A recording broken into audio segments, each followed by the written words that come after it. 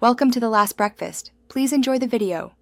In this video, I will show you how to make a delicious pasta salad, step by step.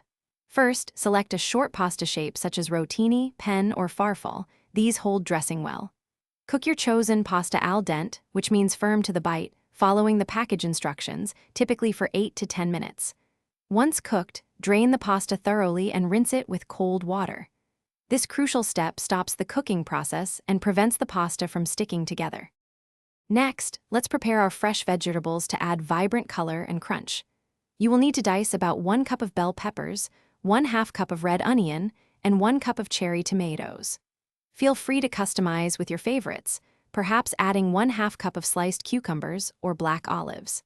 The key is to cut all your vegetables into uniform, bite-sized pieces so they mix well and are easy to enjoy in every forkful. Now, let's craft a simple yet flavorful homemade dressing that will tie all our ingredients together.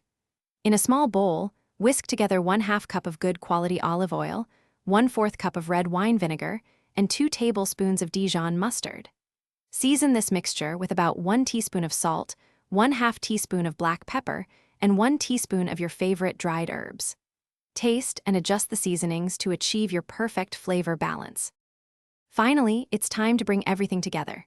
In a large mixing bowl, gently combine your cooled pasta, all the prepared fresh vegetables, and the delicious homemade dressing.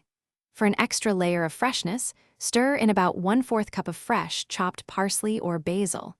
Once everything is well mixed, cover the bowl and chill the pasta salad in the refrigerator for at least 30 minutes. This allows the flavors to meld beautifully before serving. Thanks for watching. If this was helpful, leave a like and consider subscribing. See you next time.